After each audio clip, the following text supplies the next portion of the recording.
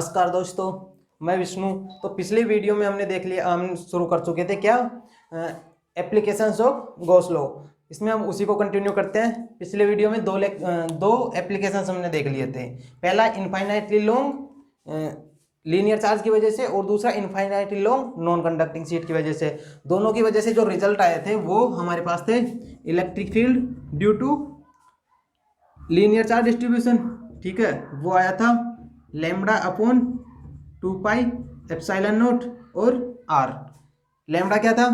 Charge density, और are क्या थी? उस कंडक्टिंग कंडक्टर जो था लीनियर कंडक्टर उससे डिस्टेंस। और डायरेक्शन क्या आई थी? माना एन कैप इसकी डायरेक्शन है, तो एन कैप क्या होगा? यदि ये पॉजिटिव चार्ज है तो अवे फ्रॉम द चार्ज, और यदि नेगेटिव चार्ज है तो towards the charge. N cap की वो डायरेक्शन होगी। और नॉन कंडक्टिंग शीट की वजह से जो इलेक्ट्रिक फील्ड आया था वो था नॉन कंडक्टिंग शीट। ठीक है, वो था sigma upon 2 epsilon not. Sigma क्या है? वही एरिया चार्ज डेंसिटी और इसकी डायरेक्शन, माना कि एन कैप इसकी डायरेक्शन। अब एन कैप वही सेम, यदि पॉजिटिव चार्ज हुआ तो अवे फ्रॉम द चार्ज और नेगेटिव हो तो टुवर्ड्स द चार्ज। ये हमने देख लिया था। और आज देखते हैं नॉन कंडक्टिंग की जगह क्या लेते हैं, कंडक्टिंग लेके देखते हैं। तो कंडक्टिंग में इलेक्ट्रिक फील्ड फाइंड करते हैं कंडक्टिंग शीट की वजह से। वही लेंथ क्या होगी उसकी? बहुत ज़्यादा, जिसको कि हम इनफाइनाइट कह देते हैं। ठीक है, तो डालते हैं हमारी नेक्स्ट हेडिंग, वो था electric field due to infinitely long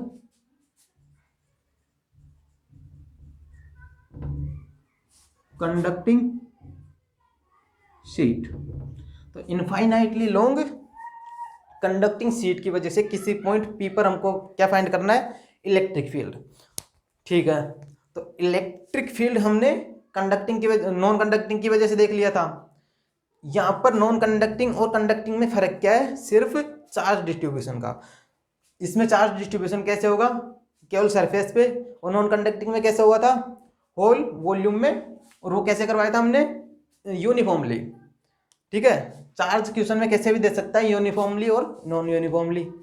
तो जहां तक है सीट के केस में नॉन यूनिफॉर्मली नहीं दिया था वो। जब अब हम उससे अगला लेक्चर पढ़ेंगे, जब हम देखेंगे स्फेयर्स, स्फेयर्स में वो नॉन यूनिफॉर्मली चार्ज डिस्ट्रीब्यूशन देता है। ठीक है, तो वहां देखेंगे उसको डिटेल से। यहाँ पर देखते हैं किसकी वजह से? कंडक्टिंग सीट की वजह से। तो पहले बनाते हैं एक इनफाइनाइट लॉन्ग कंडक्टिंग सीट। तो यहाँ पर चार्ज डिस्ट्रीब्यूशन कैसे होगा? सरफेस पे तो जाहिर है दो सरफेस हमको दिखनी चाहिए, तो दो सरफेस दिखाते हैं। ठीक है, एक सरफेस ये दिखा दी हमने, तो एक थोड़ी सी से पीछे ये वाली सरफेस। ठीक है, तो हमने दो सरफेस दिखा दी। चार्ज कैसे डिस्ट्रीब्यूट होगा? ये वाली सरफेस जो हमको पूरी विजिबल है, इसके पीछे दूसरी सरफेस जिसका कि एक छोटा सा एक कोना हमको विजिबल है, ऊपर से थोड़ा ये विजिबल है। ठीक है, इन पर यूनिफॉर्मली चार्ज डिस्ट्रीब्यूट होगा। तो मान लेते हैं पॉजिटिव चार्ज डिस्ट्रीब्यूट है होल सरफेस पे। उसमें कैसे डिस्ट्रीब्यूट था? होल वॉल्यूम में। तो लेते हैं पॉजिटिव चार्ज डिस्ट्रीब्यूशन। तो यूनिफॉर्मली पॉजिटिव चार्ज डिस्ट्रीब्यूट कर दिया। इस जब पीछे ये एक सरफेस है उस पर भी पॉजिटिव चार्ज यूनिफॉर्मली डिस्ट्रीब्यूट होगा, तो उसको थोड़ा थोड़ा दिखा देते हैं क्योंकि हमको यही विजिबल है। ठीक है, यहाँ भी होगा पॉजिटिव चार्ज।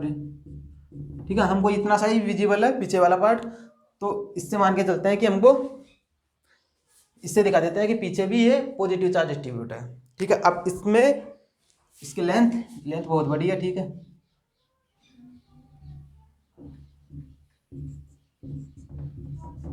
माना कि माइनस इनफाइनाइट से प्लस इनफाइनाइट तक जा रही है। अब इसमें बनाते हैं हम गॉसियन सरफेस। पहले जब हमारे पास था नॉन कंडक्टिंग शीट, हमारे पास थी नॉन कंडक्टिंग शीट, तो उस पर चार्ज यूनिफॉर्मली डिस्ट्रीब्यूट था। तो हमने एक गॉसियन सरफेस बनाई थी ऐसे। ठीक है, ऐसे क्यों बनाई? क्योंकि यदि हम ये नहीं बनाते तो ये वाला चार्ज सरफेस पे आ रहा था। गॉसियन सरफेस में चार्ज सरफेस पे नहीं रहना चाहिए, बिल्कुल कर्व में आ जाना चाहिए। चाहे से यहाँ बनाओ चाहे से यहाँ बनाओ, ठीक है, बिल्कुल कर्व में आ जाना चाहिए। लेकिन अब यहाँ हम इसमें देखते हैं कैसे गॉसियन सरफेस बनाए जिससे कि इसका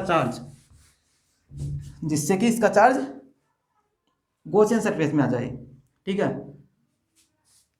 माना कि r डिस्टेंस पर इसके बीच में जो ये इतनी मोटी है, माना कि ये इसका बीच वाला पॉइंट है, कोई यहाँ जो पॉइंट आ रहा है इस वाली सरफेस पे पॉइंट नहीं है, इस सरफेस से थोड़ा घुस के पॉइंट है, ये बीच में किसी पॉइंट से r डिस्टेंस पर हमको निकालना है, पी पॉइंट है वहाँ निकालना है हमको इलेक्ट्रिक फील्ड।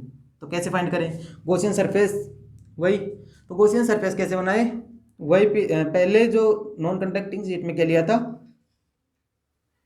एक सिलेंडर, तो एक सिलेंडर बनाया, ठीक है। अब इसमें गौर से देखो, ये वाला सर्कल बना है सिलेंडर का, ये इस सरफेस पे नहीं है, ये इस सरफेस पे नहीं है, थोड़ा अंदर जाके है, और चार्ज कहाँ है सरफेस पे। गॉसियन सरफेस का ये वाला पार्ट कहाँ जाके टच हो रहा है, जैसे कि ये दो, यहाँ देखते हैं जैसे कि इसकी ये दो सरफेस है, ये वाला सर्कल कहाँ बन रहा है, यहाँ, ठीक है।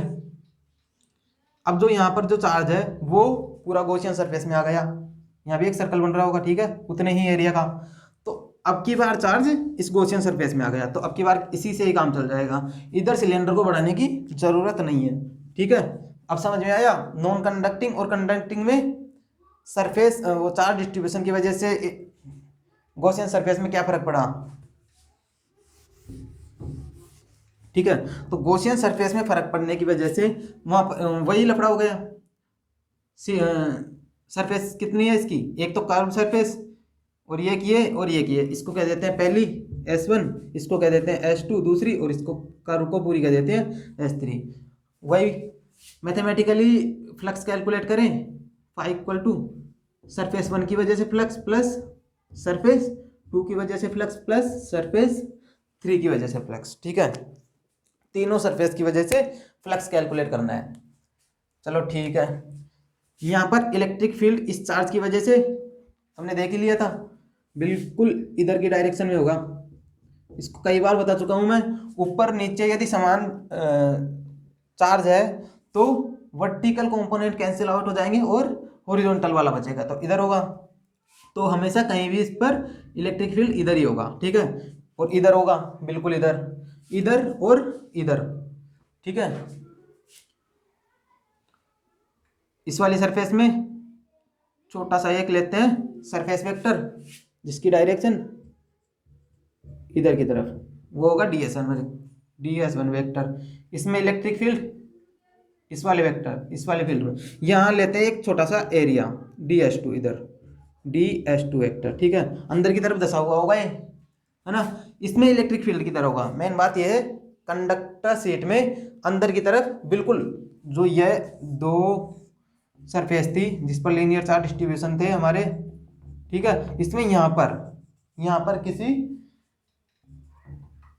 पर पूरे एरिया में इलेक्ट्रिक फील्ड क्या होगा, ठीक है, इलेक्ट्रिक फील्ड यहाँ पर देखना है। तो ये बात अभी मैं नोट करवा दे रहा हूँ। तो इलेक्ट्रिक फील्ड इनसाइड कंडक्टर, ठीक है, ये होता है 0। इसको हम आगे जाके देखेंगे जब हम पोटेंशियल पढ़ रहे होंगे, इलेक्ट्रिक पोटेंशियल जब हम पढ़ रहे होंगे तो इस बात को हम डिटेल से पढ़ेंगे कि कैसे वो 0 हो जाता है inside the surface, sorry inside this conductor material, ठीक है, कंडक्टिंग मटेरियल के अंदर इलेक्ट्रिक फील्ड कैसे 0 होता है। तो अभी हम इसको यहाँ यूज करेंगे, यहाँ पर इस वाले एरिया में इलेक्ट्रिक फील्ड 0, तो यहाँ पर क्या होगा इलेक्ट्रिक फील्ड 0। सरफेस 3 पर देखते हैं। सरफेस 3 पर हमने लिया एक छोटा सा सरफेस वेक्टर ds3 जिसकी डायरेक्शन इधर होगी, ठीक है, ds3 वेक्टर, और इलेक्ट्रिक फील्ड इधर है, एंगल बन रहा है 90 डिग्री, ठीक है। अब अलग अलग कैलकुलेशन करते हैं, अलग अलग फ्लक्स निकालते हैं। तो फ्लक्स का फॉर्मूला मैथमेटिकली हमने देख ही लिया था, यहाँ दोबारा लिख लेते हैं उसको। Flux equal to summation close curve है तो integration of close curve E ds, direct पूरा लिख रहा हूँ मैं, cos theta, E dot ds को खोल के लिख रहा हूँ, ई ds कोस थीटा, ठीक है। अब फाई लिखते हैं, फाई वन क्या होगा इसकी वजह से, close integration of E D S one, theta क्या होगा यहाँ पर, डी एस इधर ई इधर, तो थीटा 0 डिग्री, तो कोस 0, ठीक है, प्लस सरफेस 2 की वजह से देखते हैं, क्लोज इंटीग्रेशन ऑफ यहाँ सरफेस 1 की वजह से, सरफेस 2 की वजह से, ई डी एस कोस 0, लेकिन यहाँ ई क्या है 0, तो ई की जगह क्या लिख दें 0, ठीक है, प्लस सरफेस 3 की वजह से, S3 की वजह से, ई क्या है ई डी एस ऊपर, तो ई डी एस कोस, एंगल कितना है 90 डिग्री, ठीक है। ये हमने मैथमेटिकली निकाल लिया तीनों सरफेस की वजह से फ्लक्स। अब देखते हैं क्या रिजल्ट आता है, तो यहाँ लिखते हैं फाई, इसके बाद में यहाँ लिखते हैं, ठीक है, फाई क्या आता है, फाई इक्वल टू कोस 0 होता है 1, तो ई डी एस 1 प्लस ये यहाँ पर ई 0 है तो ये वाला 0 हो गया, और यहाँ पर कोस 90 है, कोस 90 0 होता है, तो ये दोनों 0 हो गए, उसके बाद में 0 प्लस 0, ठीक है। तो फाई क्या आया, फाई इक्वल टू ई सभी जगह पर एक समान है, तो ई को बाहर निकाल लेते हैं, ठीक है। और जो ये सरफेस है S1 S2, तो S1 इक्वल टू S2 लिख लेते हैं, जो कि कैसी है, ये वाली सरफेस प्लस सॉरी ये वाली सरफेस, ये वाली सरफेस, ये वाली, तीनों सरफेस, अंदर जो सरफेस है ये सरफेस और ये सरफेस, तीनों का एरिया क्या हो गया समान, जिसको कि हम S कह देते हैं, ठीक है, माना कि ये S एरिया है, तो ds1 को ds कह देते हैं, ds का इंटीग्रेशन किया तो पूरे इसका इंटीग्रेशन, तो जो ये सर्कल है इसका इंटीग्रेशन माना, एरिया का इंटीग्रेशन क्या होगा S, तो हम लिख देते हैं इसको ई एस, तो फाई क्या आया ई एस, इसको कहते हैं नंबर स्टार। अब गॉस नियम से देखते हैं, ये तो मैथमेटिकली हमने फाई निकाल लिया थ्रू दिस सरफेस, अब by Gauss law,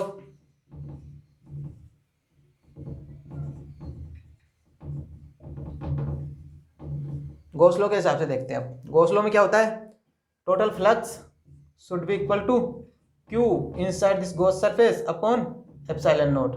Q in क्या होता है, इसमें क्यू इन क्या है, इस वाले फिगर से बिल्कुल समझ में आ जाएगा ये क्यू इन क्या है, इस वाले में क्या है, ये जो सर्कल है इस सर्कल के अंदर अंदर जो जो चार्ज आ रहा है उसी वही होगा क्यू इन।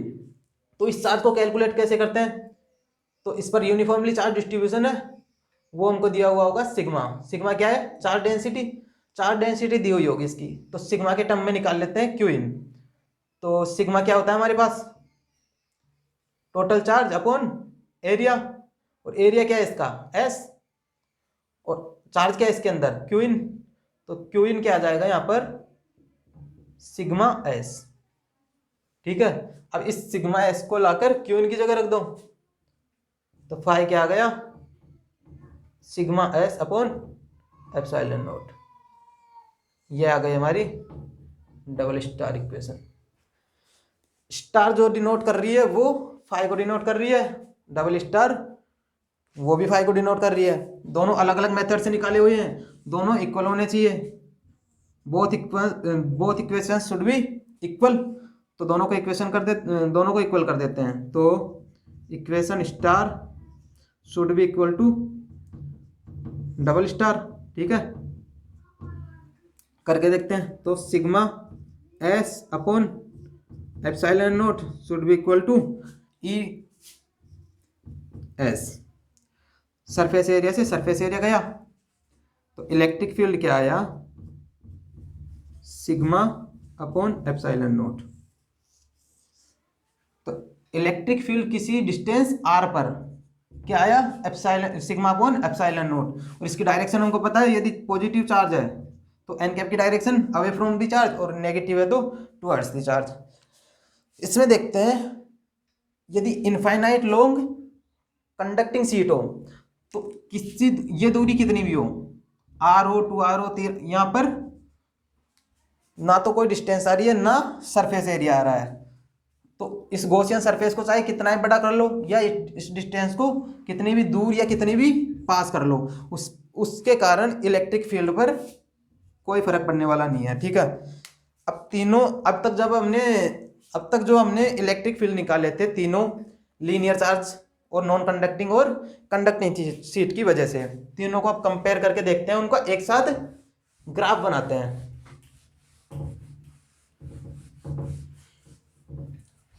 तीनों का ग्राफ एनालिसिस कर लेते हैं थोड़ा।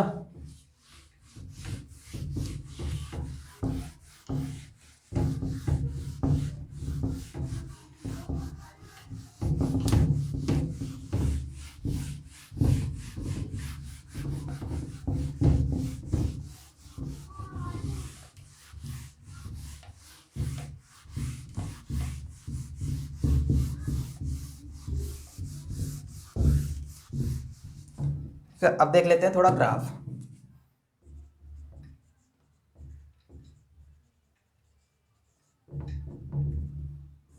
ग्राफ एनालिसिस देखते हैं। अब तक जो हमने तीनों पढ़े हैं, तीनों क्या क्या पढ़े हैं, लीनियर चार्ज डिस्ट्रीब्यूशन, दूसरा पढ़ा था हमने नॉन कंडक्टिंग शीट की वजह से, अब तीसरा पढ़ा था कंडक्टिंग शीट की वजह से। ठीक है, कंडक्टिंग शीट। सबसे पहले लिखते हैं तीनों का फॉर्मूला। तो तीनों के फॉर्मूले हमने देख लिए थे, सभी का बंटवारा कर दूं। ठीक है, फॉर्मूले हमने देखे थे। इसका फॉर्मूला होता है E vector equal to lambda upon 2 pi epsilon naught R. उसका होता है नॉन कंडक्टिंग शीट का इलेक्ट्रिक फील्ड इक्वल टू, यहाँ पर वेक्टर लगाया तो एन कैप्स की डायरेक्शन लिख लो, इलेक्ट्रिक फील्ड इक्वल टू, ये एन कैप क्या है, आर की तो डायरेक्शन दिखा रही है तो एन कैप लिख लो या आर कैप लिख लो। ठीक है, आर क्या है, एक पोजीशन वेक्टर है। तो electric field equal to non conducting sheet में सिग्मा अपॉन 2 एप्सिलॉन नॉट, इसकी डायरेक्शन एन कैप लिख लो, और ये डायरेक्शन क्या होगी, अवे फ्रॉम द शीट यदि पॉजिटिव हो और टुवर्ड्स द शीट यदि नेगेटिव हो। कंडक्टिंग में देख ले जो अभी निकाली थी, sigma upon epsilon not, direction n cap मान लेते हैं। डायरेक्शन अब देख पता ही लग गई कैसे निकालनी है। नॉन कंडक्टिंग और कंडक्टिंग में क्या फर्क है, कंडक्टिंग का आधा होता है नॉन कंडक्टिंग शीट में इलेक्ट्रिक फील्ड, वो किस कारण से हुआ, वो सिर्फ और सिर्फ हुआ चार्ज डिस्ट्रीब्यूशन के कारण। इसमें पूरे वॉल्यूम में चार्ज डिस्ट्रीब्यूशन होता है और उसमें केवल सरफेस पे, तो सरफेस दो बट गई, तो एक सरफेस की वजह से हमने निकाल के देख लिया, तो एक सरफेस की वजह से क्या होता है ये। अब देखते हैं हम इनका ग्राफ। ग्राफ में वाई एक्स पे लेते हैं इलेक्ट्रिक फील्ड, ठीक है, और एस एक्स पे लेते हैं distance from the charge of point P. ठीक है, तो यहाँ लेते हैं आर। पॉइंट पी क्या है, जहां पर हमको फाइंड करना है इलेक्ट्रिक फील्ड, तो आर और ई में, तो यहाँ पर इलेक्ट्रिक फील्ड क्या रिलेशन निकल रहा है आर के साथ, इनवर्सली प्रोपोर्शनल। ठीक है, इनवर्सली प्रोपोर्शनल, तो ग्राफ बनेगा ऐसा। अब दूसरी चीज देखते हैं, वही वाई पे लेना है इलेक्ट्रिक फील्ड। अब इलेक्ट्रिक फील्ड का एक रिलेशन और देख लेते हैं चार्ज डेंसिटी पर। तो यहाँ पर लीनियर में क्या क्या आएगा, लीनियर चार्ज डेंसिटी। अब लीनियर चार्ज डेंसिटी की क्या है, बिल्कुल प्रोपोर्शनल है, तो लैम्बडा के इलेक्ट्रिक फील्ड प्रोपोर्शनल है। ठीक है, तो कैसे बनेगा, एक स्ट्रेट लाइन बनेगी जो कि ओरिजिन से पास होगी। ठीक है, ओरिजिन से पास होगी, यहाँ पर देखते हैं, यही दोनों फंडे देख लेते हैं। तो यहाँ पर इलेक्ट्रिक फील्ड क्या डिपेंड कर रहा है, आर पे, यहाँ कहीं आर दिख रहा है तो नहीं कर रहा, तो मतलब आर की पावर 0 पर डिपेंड कर रहा है। ठीक है, आर की पावर 0 पर depend, directly proportional to r, r s to power 0। दूसरा देखते हैं चार्ज डेंसिटी पर, तो electric field directly proportional to area charge density या सरफेस चार्ज डेंसिटी, इसको कि सिग्मा कहते हैं। इसमें भी वही लफड़ा है, electric field proportional to r to power 0 and electric field proportional to sigma. दोनों के कर्व सेम बनेंगे, तो बना के देखते हैं।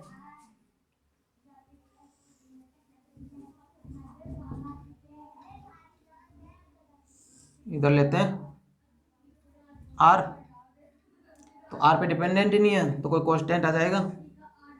ठीक है,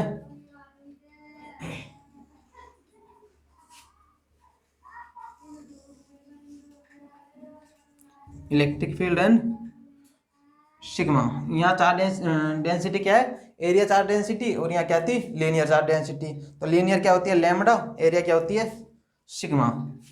तो सिग्मा पे कैसे डिपेंडेंट है, डायरेक्टली प्रोपोर्शनल टू, वही एक लाइन आएगी स्ट्रेट लाइन जो कि ओरिजिन से पास होगी, वैसा ही फंडा यहाँ होगा।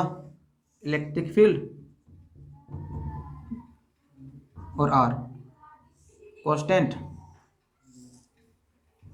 Electric field and charge density, एक स्ट्रेट लाइन जो कि ओरिजिन से पास होगी। ठीक है, ये सारे कर्व थे, ये सारे ग्राफ थे जो कि लीनियर, नॉन कंडक्टिंग और कंडक्टिंग, ये चार्ज डिस्ट्रीब्यूशन की वजह से बनाए। तो इनको बनाना कब, जब बोर्ड एग्जाम में यदि आए, तो यदि लीनियर चार्ज डिस्ट्रीब्यूशन के बारे में आए तो पूरा हमको कैलकुलेशन करनी है, पूरा डेरिवेशन करना है, जो कि पिछले वीडियो में मैंने इन दोनों का करवाया हुआ है। ठीक है, तो यहाँ तक करना है, उसके बाद में रिलेशन लिखना है, उसके बाद में कर्व बनाने हैं। मैंने तीनों का एक साथ इसलिए यहाँ पर बनाया ताकि इनको कंपेयर करके एक साथ समझा जा सके। ठीक है, इसलिए हमने यहाँ पर एक साथ देखा, लेकिन इनको जब बोर्ड एग्जाम में आए तो इसको उसके साथ ही बनाना है, लीनियर वाले के साथ, इसको नॉन कंडक्टिंग वाले के साथ ही बनाना है, इसको कंडक्टिंग वाले के साथ ही बनाना है। यहाँ पर केवल समझने के लिए मैंने एक साथ बनाए हैं, बाकी एग्जाम में यदि आए तो आपको पता ही है कैसे करना है। तो अब देखते हैं हम कुछ क्वेश्चंस। तो आज जो क्वेश्चन है वो बहुत ही बढ़िया क्वालिटी के है। ठीक है, आज के क्वेश्चंस की क्वालिटी थोड़ी बढ़िया है, मतलब आज थोड़े कॉन्सेप्ट सीखने को जो है मिलेंगे। ठीक है, आज के क्वेश्चन मैं सीट के ऊपर ही करवाऊंगा, सीट के ऊपर बेस्ड। लीनियर चार्ज के ऊपर जो क्वेश्चन है वो ज़्यादा ऐसे टिपिकल, बहुत ज़्यादा टिपिकल नहीं बनते हैं वो कॉन्सेप्चुअली बनते हैं, डायरेक्ट मतलब फॉर्मूले बेस्ड, या बहुत जो ऐसे सॉल्व हो जाएंगे। ज़्यादातर क्वेश्चन फॉर्मूले बेस्ड बनेंगे लीनियर वाले में, लेकिन इनमें थोड़े मतलब घुमा के, थोड़ा फंसा के क्वेश्चन आएगा, जिसको कि प्रैक्टिस करना उसकी बहुत ज़्यादा ज़रूरी है। तो थोड़ी एक दो क्वेश्चन की प्रैक्टिस करते हैं, किस टाइप से क्वेश्चन घूमता है। ठीक है, तो यहाँ से एक बात पता चली कि एक कंडक्टिंग सीट दो नॉन कंडक्टिंग सीट के की तरह व्यवहार करती है, उनकी तरह।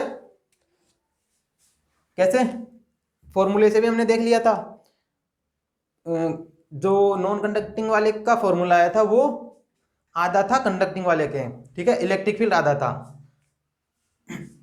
अब देखते हैं एक क्वेश्चन, तो क्वेश्चन पहला देखते हैं। पहले क्वेश्चन में सिंपली एक हमको प्लेट दी गई है जिस पर कि पॉजिटिव चार्ज डिस्ट्रीब्यूट है, और इसकी चार्ज डेंसिटी हमको दी गई है। चार्ज डेंसिटी दी गई है 5 × 10⁻⁻6 कूलाम पर मीटर स्क्वायर। और यहाँ पर इसके ऊपर मान लो कुछ भी डिस्टेंस, इतनी दूरी पर एक m मास का एक पार्टिकल रखा हुआ है। अब एम हमको दिया गया है, एम जो दिया गया है वो है, एम की वैल्यू हमको दी गई है वो है, मैं बताता हूँ, 5 × 10⁻⁶ ग्राम। यहाँ पर सिग्मा की वैल्यू मैंने एम की लिख दी। सिग्मा की जो थी वो थी 4 × 10⁻⁶ कूलाम पर मीटर स्क्वायर। ठीक है, ये थोड़ी गलती हो गई थी। ठीक है, तो इस ग्राम को पहले केजी में बदल लेते हैं। तो 5 × 10⁻⁹ kg। तो अब इसमें कहा क्या गया है क्वेश्चन में, इस कंडीशन में क्या होगा, पहले इस क्वेश्चन को समझते हैं कि इस कंडीशन में क्वेश्चन, ये जो पार्टिकल है वो क्या व्यवहार करेगा। इस पर चार्ज है 0, तो ये नीचे की तरफ आएगा, क्योंकि इसका मास है, ग्रेविटेशनल फोर्स लगेगा नीचे की तरफ। तो इसमें कहा गया है कि क्या किया जाए कि ये पार्टिकल यहाँ की यहाँ रहे। तो यहाँ की यहाँ रहने के लिए क्या करेगा, ये ऊपर की तरफ कुछ फोर्स लगना चाहिए। हमारे पास यहाँ पर चार्ज है, तो चार्ज की वजह से हम एक ही फोर्स लगा सकते हैं, इलेक्ट्रिक फोर्स।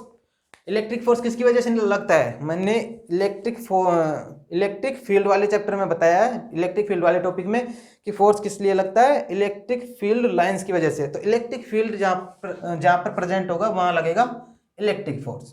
तो ऊपर की तरफ हमको इलेक्ट्रिक फोर्स लगाना है जो कि ग्रेविटेशनल फोर्स को बैलेंस कर सके। तो ऊपर की तरफ जो पॉजिटिव चार्ज की वजह से इलेक्ट्रिक फील्ड लाइंस या इलेक्ट्रिक फील्ड होगा वो अवे फ्रॉम दिस चार्ज होगा। तो इसके अवे मतलब ऊपर की तरफ, ठीक है, या ऐसे ये सीट रखी हुई तो इधर की तरफ और उधर की तरफ, ठीक है। और यदि ये फ्लैट रखी हुई है ऐसे, तो नीचे की तरफ और ऊपर की तरफ, ठीक है। यदि ऐसे रखी हुई है बिल्कुल ऐसे ये, तो ऊपर की तरफ और नीचे की तरफ इलेक्ट्रिक फील्ड लाइंस होगी। और यदि ऐसे रखी हुई है तो आगे की तरफ और पीछे की तरफ। तो हमने बिल्कुल इसको बिल्कुल ऐसे हॉरिजॉन्टली रखा हुआ माना है। तो ऊपर की तरफ और नीचे की तरफ इलेक्ट्रिक फील्ड होगा। ऊपर की तरफ जो इलेक्ट्रिक फील्ड होगा, तो ये इस पार्टिकल पर ऊपर की तरफ कब फोर्स लगाएगा, कोई पार्टिकल है, ठीक है, इधर की तरफ इलेक्ट्रिक फील्ड है, तो इस पार्टिकल पर इधर ही फोर्स कब लगेगा, इलेक्ट्रिक फोर्स, जब ये चार्ज पॉजिटिव चार्ज हो। और यदि नेगेटिव होगा तो फोर्स की डायरेक्शन हो जाएगी इलेक्ट्रिक फील्ड के अपोजिट। ये मैंने पहले ही बता दिया था आपको। तो अब नीचे की तरफ ग्रेविटेशनल फोर्स लग रहा था, तो इसको यहाँ पर रोकने के लिए ऊपर की तरफ फोर्स चाहिए हमको। ऊपर की तरफ ये चार्ज क्या होना चाहिए, पॉजिटिव। तो this charge should be positive charge, ठीक है। तो वो क्वेश्चन में मैंने ज़्यादा कर दिया, तो सॉल्यूशन देखते हैं अब इसका। सॉल्यूशन में दोबारा इस फ्रेम को बनाते हैं। फ्रेम कैसा, ये एक चार्ज है, ये एक चार्ज प्लेट है, ठीक है। अब की बार थोड़ा 3D लुक ले लिया इसका, ये थोड़ा अच्छा बना लिया जिससे कि लगे कि ये ऐसे है। तो इस पर पॉजिटिव चार्ज है। पॉजिटिव चार्ज की वजह से यदि कोई शीट है, तो पॉजिटिव चार्ज शीट की वजह से हमने इलेक्ट्रिक फील्ड देखा था σ/2ε0 एन कैप हमको पता करनी है किधर है। जो ये इलेक्ट्रिक फील्ड है, इसमें यदि कितनी भी दूर देखो तुम, कोई डिस्टेंस नहीं है। अभी अभी हमने बताया था डिस्टेंस पर बेस्ड डिस्टेंस, इसके डिस्टेंस से कोई रिलेट नहीं है। r⁻0 डायरेक्टली प्रोपोर्शनल टू ई, ठीक है, ये हमने देखा था अभी। तो चाहे से यहाँ देखो, चाहे से वहाँ देखो, चाहे से बहुत ऊपर देखो, इस डिस्टेंस की वजह से ये इलेक्ट्रिक फील्ड इंटेंसिटी इफेक्ट नहीं होगी। तो इलेक्ट्रिक फील्ड इंटेंसिटी इफेक्ट नहीं होगी तो फोर्स इफेक्ट नहीं होगा। माना कि इस पर पॉजिटिव, यहाँ पर जो ये पार्टिकल रखा हुआ है, इस पर पॉजिटिव क्यू चार्ज है, ठीक है, पॉजिटिव क्यू चार्ज है इस पर। तो अब क्या होगा, इस पर नीचे की तरफ लगेगा mg, ऊपर की तरफ लगेगा Fe क्या होगा,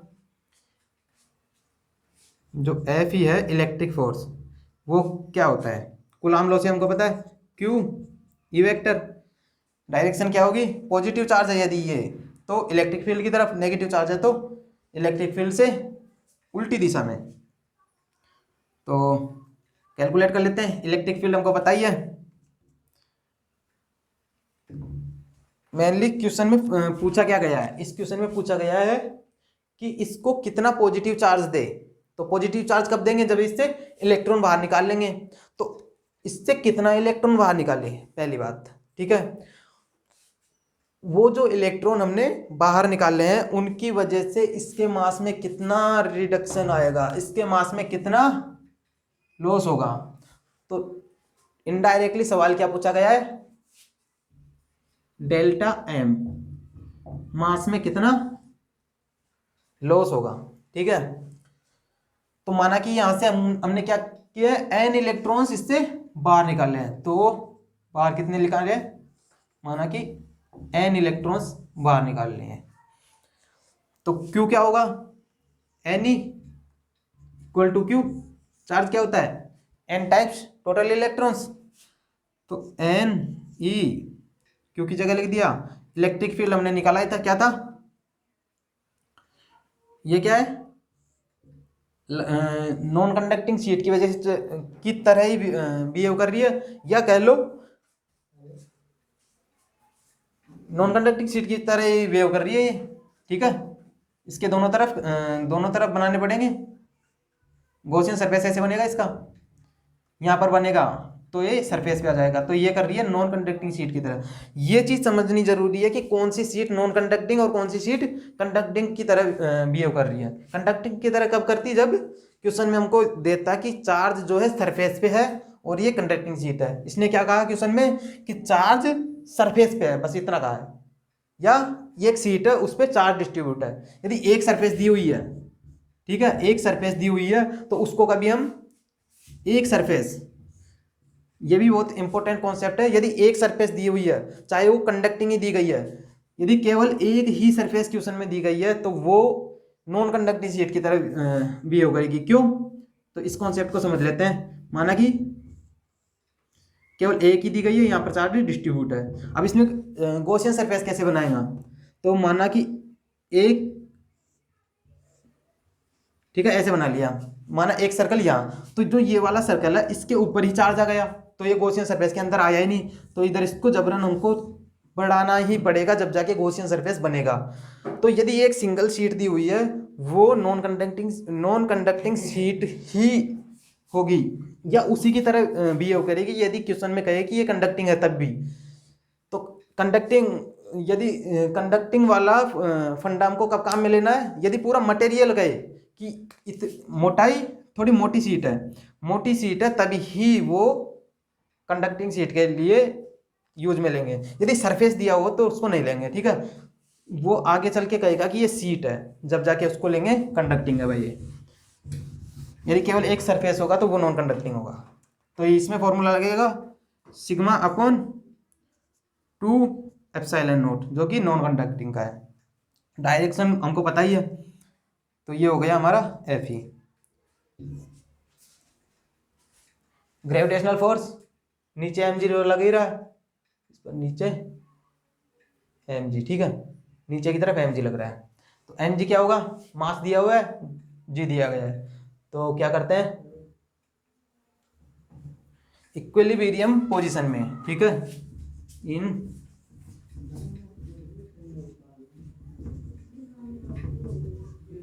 इक्विलिब्रियम स्टेट में। इक्विलिब्रियम स्टेट में क्या होगा, ऊपर जो फोर्स लग रहा है इलेक्ट्रिक फोर्स, नीचे जो फोर्स लग रहा है gravitational force, both should be equal, ठीक है। तो F E should be equal to M G. F E को लिख लेते हैं यहाँ से n e sigma upon 2 epsilon not should be equal to M g. सभी की वैल्यू पुट कर देते हैं। एन की वैल्यू नहीं है हमारे पास और सबकी ई की है, ये सिग्मा है, सिग्मा की वैल्यू है, एप्सिलॉन नॉट की वैल्यू हमको पता है, मास हमको पता है, ग्रेविटेशन जी हमको पता ही है। तो एन यहाँ से कैलकुलेट करेंगे तो क्या आएगा 2 m g epsilon not upon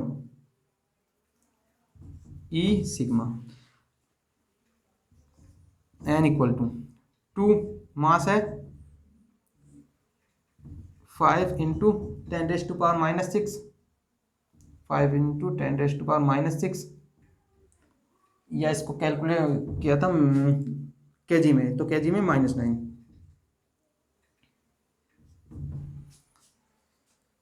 mass लिख लिया, जी की वैल्यू लिखते हैं हम सिंपली 10।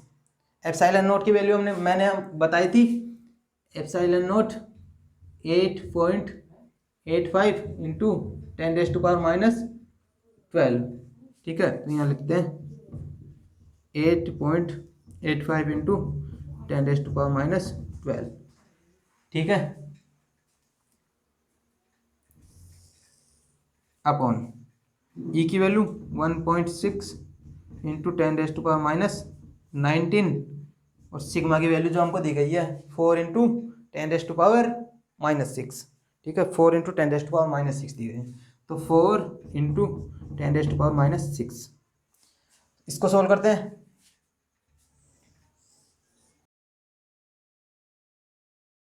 6 को लगभग 1.5 लिखते हैं और इसको 3/2 लिख लेते हैं, तो इसकी जगह लिखते हैं 3/2। इसकी जगह क्या लिखते हैं 3/2, कैलकुलेशन जिससे इजी हो सके। तो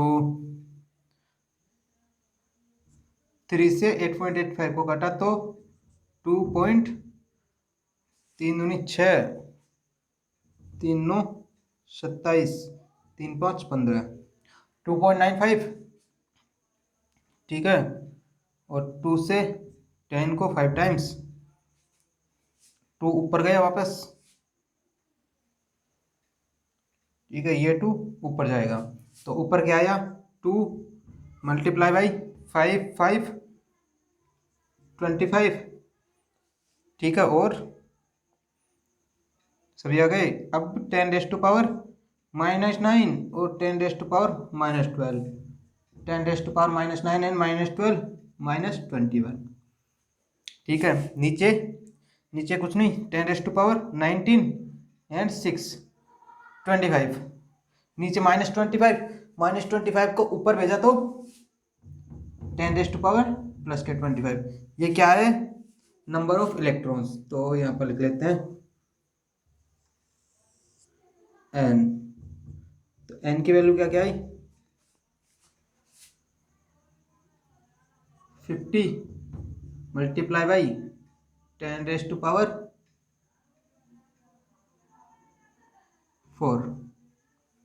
ठीक है, ये रह गया 2.95 रह गया था यहाँ पर, तो इसको दोबारा लिखते हैं।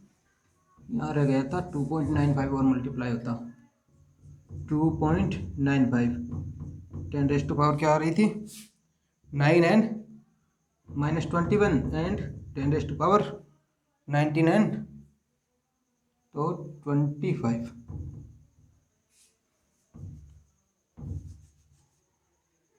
Into 2.95 into 10⁻⁴। 50 मल्टीप्लाई बाय लगभग ये 3, लगभग 3 मान लेते हैं इसको। ठीक है, 3 मल्टीप्लाई बाय 50, ये हो गया 150, लेकिन ये 3 से कम है और यहाँ पर हमने थोड़ा सा कम लिया था, तो थोड़ा सा ज़्यादा, थोड़ी सी 0.1 से ज़्यादा डिवाइड होता, तो लगभग ये और कम होगा। यदि ज़्यादा से किसी चीज़ को डिवाइड करेंगे तो वैल्यू कम हो जाएगी, तो और वैसे भी 2 पॉइंट समथिंग है, तो इसको लगभग 140 लिखते हैं, क्योंकि दो बार कम, दो जगह कम हो जाता है ये। एक तो 1.6 की जगह 1.5 से डिवाइड किया था हमने, और एक 2.95 की जगह 3 से मल्टीप्लाई कर रहे हैं, तो लगभग 140 लेते हैं। तो 140 इंटू 10⁻⁴ इतने इलेक्ट्रॉन्स है। ठीक है, या इसको लिख लेते हैं 1.4 10⁻⁶ इलेक्ट्रॉन्स। इतने इलेक्ट्रॉन्स इस बॉडी से बाहर निकालने पड़ेंगे, ठीक है। इस बॉडी से इतने इलेक्ट्रॉन्स बाहर निकले तब जाके ये बैलेंस हो। अब निकालना क्या था हमको, डेल टाइम। डेल टाइम क्या था, मास में कितना रिडक्शन आएगा, मास में कितना लॉस होगा। तो डेल टाइम निकालने के लिए क्या करेंगे, इतने इलेक्ट्रॉन इससे बाहर निकाले, और एक इलेक्ट्रॉन का मास हमको पता है, एक इलेक्ट्रॉन का मास क्या होता है, mass of electron. Mass of electron 9.1 into 10⁻⁻31 kg। एक इलेक्ट्रॉन पर इतने किलो चार्ज, सॉरी मास होता है। तो हम डेल टाइम निकाल लेते हैं। एक इलेक्ट्रॉन का मास 9.1 इंटू 10⁻31 और नंबर ऑफ इलेक्ट्रॉन्स 1.4 इंटू 10⁻6। तो ये आया डेल टाइम, क्या आया, लगभग इसको 10 मानते हैं, 10 से करें तो ये आ जाएगा 1.4 को 10 से मल्टीप्लाई किया तो 14, लेकिन 9.1 है तो इसको 13 इंटू 10⁻6 गए 31 में से, 31 में से 6 गए तो 25, और वो भी माइनस में। तो डेल टाइम क्या आया 1.3 इंटू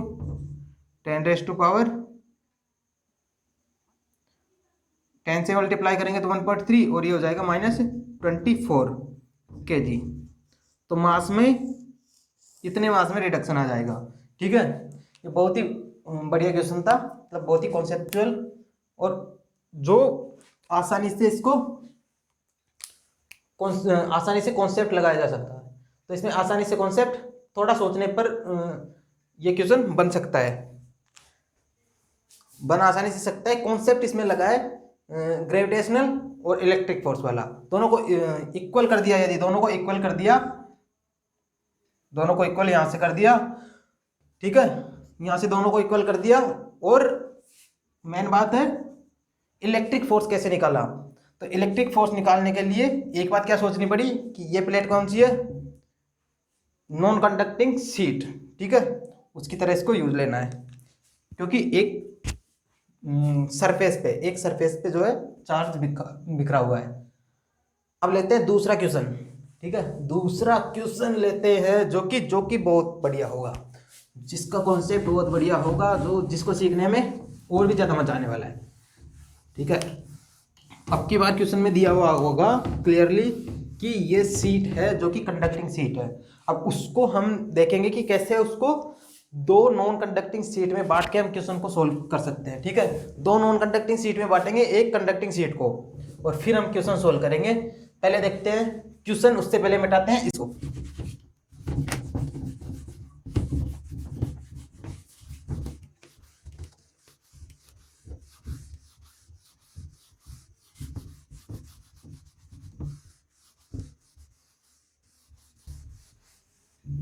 अब लेते हैं अगला क्वेश्चन। अगला क्वेश्चन बहुत ही शानदार है, और ये बहुत ही शानदार होने वाला है। बढ़िया तरीके से कॉन्सेप्ट हम इस क्वेश्चन में सीखने वाले हैं। अब इसमें दिया क्या है, दो शीट दी हुई है, ठीक है, दो शीट दी हुई है कंडक्टिंग। तो मैं इसको ऐसे बना रहा हूं, इतनी मोटी है सीट, और ये हमारे पास एक सीट, ठीक है। जैसे बनाई है वैसे ही ये सीट है, ठीक है, बिल्कुल ऐसे रखी हुई है।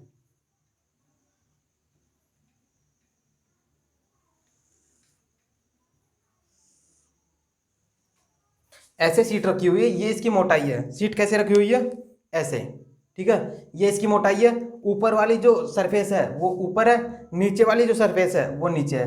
वैसे ये ऊपर वाली जो सरफेस है वो ये है, नीचे वाली जो सरफेस है वो ये है, ठीक है। ये ऊपर वाली सरफेस, ये नीचे वाली, फिर दूसरी वाली में ये ऊपर वाली और ये नीचे वाली रखी ऐसे, ये ऊपर नीचे दोनों। तो अब इसमें पूछा क्या गया है, इसको नाम दे दिया हमने ए और इसको बी। क्वेश्चन में दिया हुआ है इसको ए नाम दिया है, इसको बी। इस पर चार्ज दिया हुआ है इसने Q1 और इस पे Q2, दोनों पर चार्ज है, ए सीट पर Q1, बी सीट पर Q2। और क्वेश्चन ने पूछा है ये जो दोनों सरफेस है, ठीक है, दो सरफेस है दोनों में, ऊपर और नीचे वाली दोनों सरफेसों पे। अब टोटल सरफेस कितनी हो गई, 4, तो चार्ज पूछा गया है सभी सरफेस पे चार्ज, तो चार्ज ऑन ऑल 4 सरफेस, चारों सरफेसों पे चार्ज पूछा गया है। अब यहां कॉन्सेप्ट काम में आएगा क्या, एक मेटल है, ठीक है, या एक चार्ज है, एक बॉडी है, ठीक है, ये दूसरी बॉडी है, पास पास में, इस बॉडी पर, इस बॉडी की इस वाली सरफेस पे माना कि प्लस का क्यू चार्ज है। तो जब हमने आयनाइजेशन के बहुत सारे मेथड्स पढ़े थे, आयनाइजेशन के मेथड पढ़े थे, तो ये वाला देखा था इंडक्शन की वजह से। तो इस पॉजिटिव चार्ज की वजह से इसकी इस सरफेस पे नेगेटिव क्यू जो चार्ज है इंड्यूस हो जाएगा, इस पॉजिटिव चार्ज की वजह से इस सरफेस में नेगेटिव चार्ज इंड्यूस हो जाएगा, और बाकी बचा हुआ इधर प्लस क्यू, ठीक है। और यदि इसको एक और समझते हैं, यदि मान लो इस बॉडी पर पहले से ही माइनस क्यू चार्ज, पूरी बॉडी पर माइनस क्यू चार्ज है, तो क्या होगा, ये माइनस क्यू चार्ज इधर आ जाएगा। दूसरा केस, इस बॉडी पर प्लस क्यू चार्ज है पहले से ही, तो इस बॉडी पर, पूरी बॉडी पर, इस बॉडी पर पूरी पर प्लस क्यू चार्ज है। अब इस चार्ज को पास में लाने पर क्या हो जाएगा, यहाँ पर आ जाएगा माइनस क्यू चार्ज, लेकिन पूरी बॉडी पर क्या रहना चाहिए, प्लस क्यू। तो इधर क्या कितना चार्ज आ जाना चाहिए, इस side plus 2q, plus 2q plus minus Q को सम करेंगे दोनों का तो प्लस क्यू आ जाएगा। तो पूरी बॉडी पर हमेशा जितना दिया हुआ होता है पहले से उतना ही चार्ज रहेगा। हमने पढ़ा था कि चार्ज को ना तो कहीं से पैदा किया जा सकता है और ना ही चार्ज को खत्म किया जा सकता है। ये बात, ये कॉन्सेप्ट यहाँ भी काम में आएगा। तो इसमें पूरी बॉडी पर Q1 चार्ज है, तो माना कि पास पास होने की वजह से इस बॉडी पर Q चार्ज आया, तो जो इसके पास में बॉडी है ये वाली सरफेस है, इस सरफेस पे प्लस Q चार्ज आ गया, तो इस वाली सरफेस पे क्या आ जाएगा, माइनस Q चार्ज आ जाएगा। अब बचा हुआ चार्ज किधर रहेगा, इधर, तो इधर क्या चार्ज बचा, Q में से किसको घटाएंगे, माइनस Q को, तो क्या हो जाएगा, प्लस Q। ये क्या हुआ, Q2 में से, और इस सरफेस पे क्या होगा, Q1 माइनस Q, क्योंकि इस सरफेस पे प्लस Q चार्ज है और इस पर माइनस Q चार्ज है, तो माइनस को माइनस 2 बार माइनस किया तो प्लस हो गया। तो अब हमको चारों सरफेस पे पता है, इस वाली सरफेस पे ये, इस वाली पे ये, इस वाली पे, इस वाली पे, हमको फाइंड क्या करना है, Q की वैल्यू फाइंड करनी है, जिससे कि सभी सरफेस पे Q1 एंड Q2 जो कि हमको गिवन है, क्वेश्चन में गिवन है उसके टर्म में हम इसको फाइंड कर सकें, ठीक है। बस इतना समझ गए तो मतलब क्वेश्चन हो गया। तो क्वेश्चन हो गया, तब देखते हैं कैसे हो गया।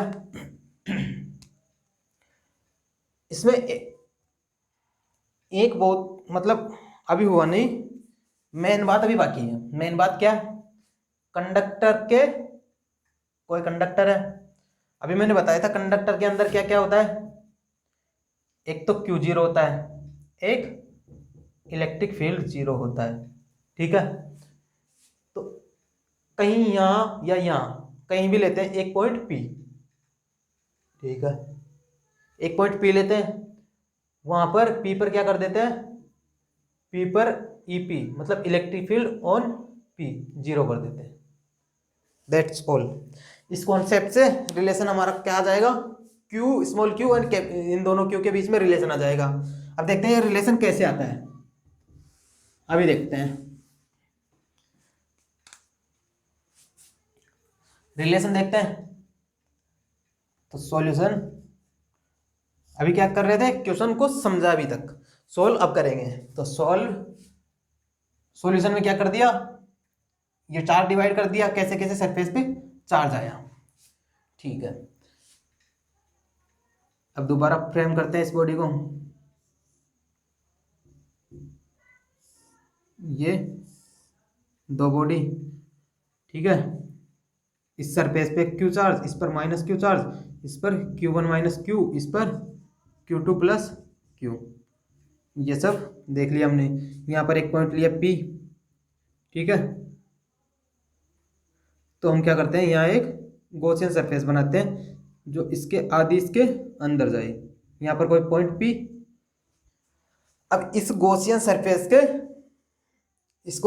में देखते हैं इलेक्ट्रिक फील्ड हर एक बिंदु पर, या देखते हैं हमको कहाँ पर जरूरत है, हमको P पॉइंट पर, जो कि हमने लिया है यहाँ ऊपर वाली बॉडी के अंदर, ऊपर वाली जो डिस्क है उसके बिल्कुल अंदर बीच में, जहां पर कोई चार्ज नहीं होता, जहां पर इलेक्ट्रिक फील्ड जीरो होता है। तो यहां पर देखते हैं, तो यहां पर पॉइंट P, ठीक है। इस पॉइंट के ऊपर एक लेयर, ठीक है, ये एक लेयर, इस पॉइंट के नीचे ये वाली लेयर,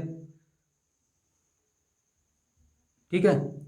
फिर उसके नीचे ये वाली लेयर, फिर ये वाली लेयर।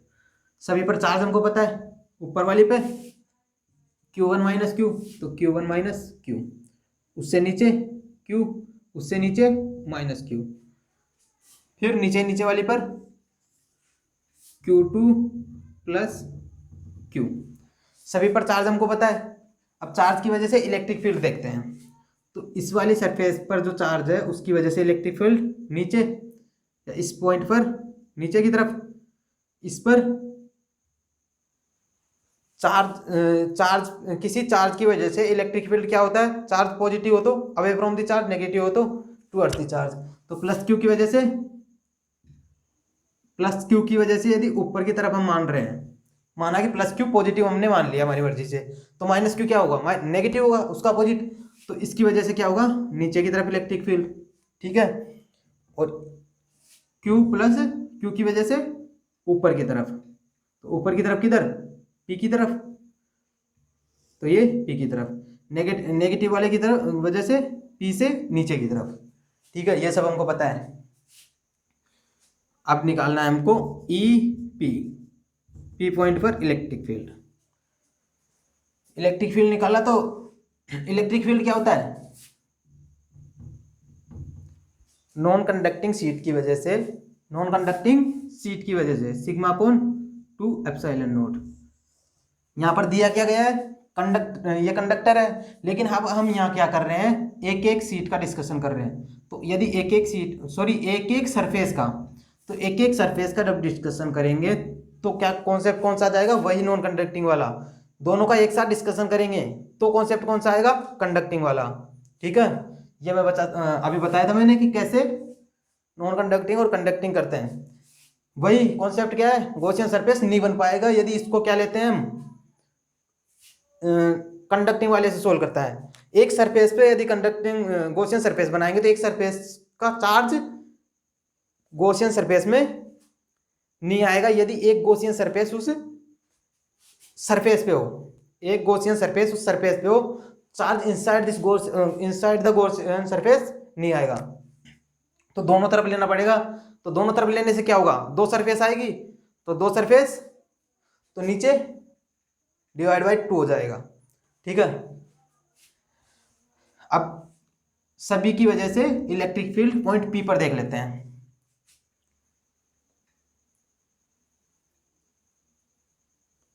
तो पहली सरफेस की वजह से, तो सिग्मा क्या है, चार्ज डेंसिटी। तो सिग्मा कैसे निकालते हैं, sigma equal to total charge upon area. सभी के एरिया समान है, क्वेश्चन में ये गिवन है, ठीक है, सभी के एरिया समान है। तो सिग्मा 1 निकालते हैं, पहली प्लेट पर चार्ज डेंसिटी, तो Q1 minus Q upon surface area सभी के समान। दूसरी की वजह से निकालते हैं Q अपॉन ए, सिग्मा 3 निकालते हैं माइनस क्यू अपॉन ए, या चार्ज प्लस हो या माइनस हो, चार्ज डेंसिटी Q अपॉन ए होगी, ठीक है। 4 की वजह से निकालते हैं Q प्लस Q अपॉन ए, यहाँ पर माइनस क्यू नहीं लिख रहा हूँ, माइनस क्यू की वजह से हमने डायरेक्शन लगा ली। अब या तो डायरेक्शन को काम में ले लो या यहाँ पर माइनस साइन लगा लो, ठीक है, या तो माइनस साइन लगा लो या डायरेक्शन को काम में ले लो। एक काम कर सकते हैं, यदि डायरेक्शन को काम में लेते हैं तो यहाँ माइनस नहीं लगाते, तो डायरेक्शन की वजह से, डायरेक्शन किसको दिखाती है, साइन को ही तो दिखाती है। यदि कोई पॉजिटिव कोई वेक्टर पॉजिटिव क्वांटिटी है और यदि उसी मैग्नीट्यूड को नेगेटिव कर दिया जाए तो केवल और केवल क्या चेंज होगी, उसकी डायरेक्शन, ठीक है। अब लिखते हैं electric field on point P, तो E1 plus E2 plus E3 plus E4, सारी प्लेट्स की वजह से इलेक्ट्रिक फील्ड का समेशन हो जाएगा, वहां पर वेक्टर हो गए हैं सभी। अब करते हैं EP1, EP1 में सिग्मा वन लिखते हैं यहां से। सिग्मा वन क्या है,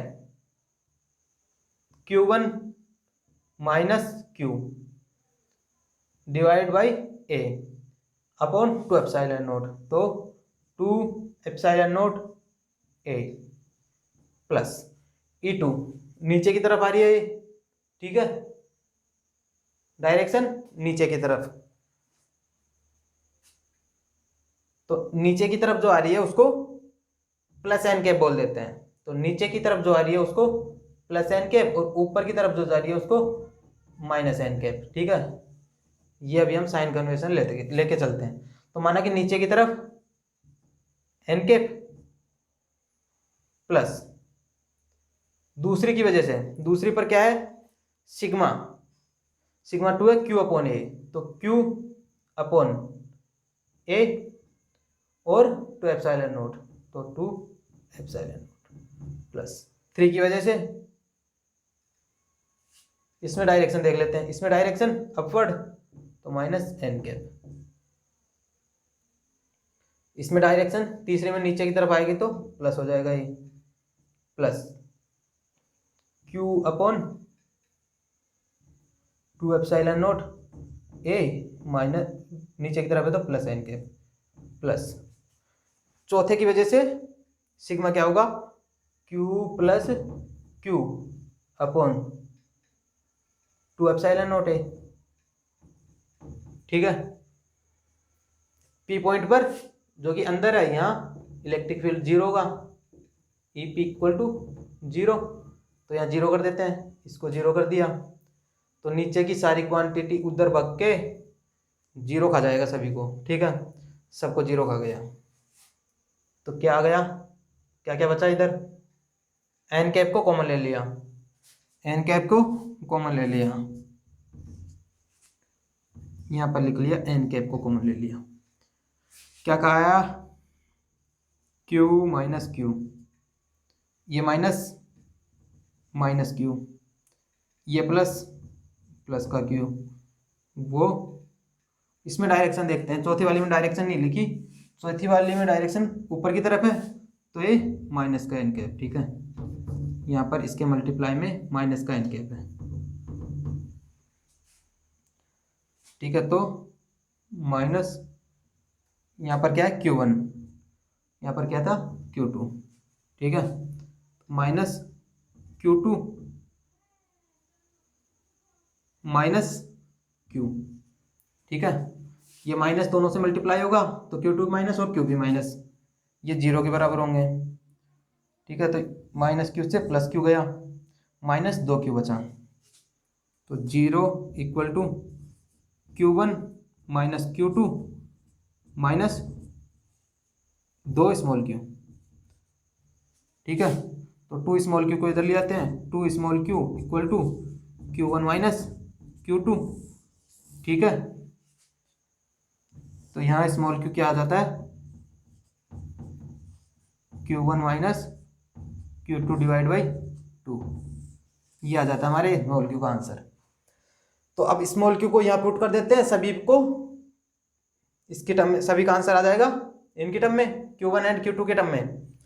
तो ऊपर वाली सर यहाँ देखते हैं, अब सभी की वैल्यू यहाँ निकाल लेते हैं। ऊपर वाली सरफेस पे, ये टॉप सरफेस बनाता हूं मैं, ठीक है। ये ऊपर वाली सरफेस पे क्या था, Q1 माइनस Q, तो Q1 माइनस Q2/2, ठीक है। तो ये Q1 में से Q1/2 गया तो Q1/2, तो Q1 माइनस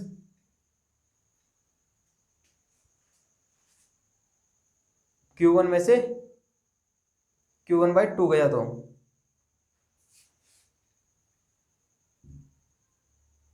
Q1/2, और ये minus minus plus plus Q2/2, तो ठीक है। तो इसका आंसर आ गया, इसको लिख देंगे Q1 प्लस Q2/2, ठीक है। अब इस पर देखते हैं, इससे नीचे वाली पर, इससे नीचे वाली पर क्या हो गया, ये क्या है, एक ही सीट है, तो एक सीट के ऊपर वाली पर चार्ज कैलकुलेट कर लिया, ये आया। दूसरी वाली पर Q है, Q की वैल्यू हो रही Q1 माइनस Q2/2। अब दूसरी सीट पर देखते हैं, दूसरी सीट पर इसी का negative minus Q1 minus Q2/2, ये इस माइनस को अंदर अंदर डाल दे तो ये इसी के बराबर हो जाएगा Q2 माइनस Q1/2। अब देखते हैं नीचे वाली पे, नीचे वाली पर क्या है, Q2 प्लस Q, तो Q2 प्लस Q की वैल्यू क्या है, Q1 माइनस Q2/2, तो Q2 में से Q2/2 गए तो Q1 minus Q2/2, sorry plus plus का Q2/2 बचेगा ना, तो ये बचा। तो नीचे वाली और ऊपर वाली पर दोनों पर चार्ज समान, और नीचे वाली और नीचे वाली के ऊपर वाली पर ऑपोजिट चार्ज, दोनों सेम क्वांटिटी के, क्वांटिटी सेम और चार्ज ऑपोजिट, ठीक है। ये सभी आ गए, ये हमारे आंसर है। ये बहुत बढ़िया क्वेश्चन था, कॉन्सेप्चुअल क्वेश्चन था। तो धन्यवाद, आज का वीडियो यहीं तक, और यदि वीडियो अच्छा लगा हो तो कृपया हो सके तो सब्सक्राइब कर दे, इसके लिए धन्यवाद। तो अगले वीडियो में हम क्या देखेंगे, अगले वीडियो में हम देखेंगे स्फेयर की वजह से इलेक्ट्रिक फील्ड।